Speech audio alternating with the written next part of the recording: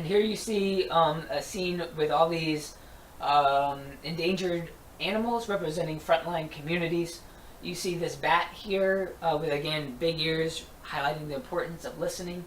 You see all the bookshelves up here representing our elders. Every time an elder dies without passing down their knowledge, it's like a library has been burned down.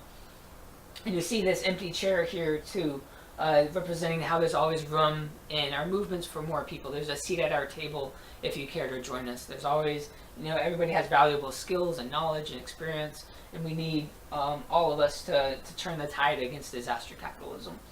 And they're all strategizing together using popular education models to build power from below and unite against what is a threat to their survival.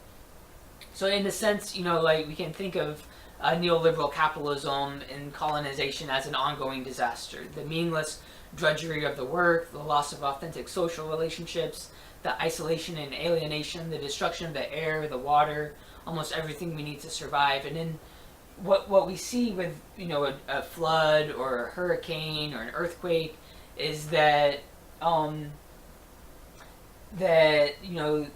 even though these things are incredibly traumatic and full of suffering, they also, in a sense, wash away that unnameable disaster that is everyday life under neoliberal capitalism. And in this space, without coercion from above, people are free to reimagine new social roles, to share goods and services with each other freely, to create something together, to build something together, even if it's just an idea that can withstand the crises that are sure to come. We know it's going to be climate related. It can also be economic or political, but we know also that if we wait on the state to save us, we're not going to survive. If we wait on the nonprofit industrial complex to save us, we're not going to survive. If we have a hope for survival, it will come from each other in these relationships of mutual aid, of people helping people.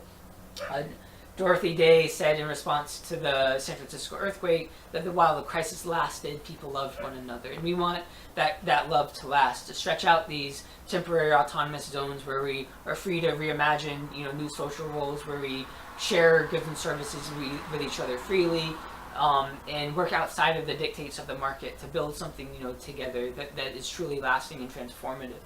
And Bonaventure Durruti, an anti-fascist during the Spanish Civil War, he said that our opposition might blast and ruin its world before it exits the stage of history, but we're not in the least afraid of ruins because we carry a new world here in our hearts, and that world is growing in every moment. And we know, you're part of that growing world as well. And what we hope to do is be building these relationships of solidarity, because we know these oppressive toxins and toxic oppressions do threaten to drown us all in the near future.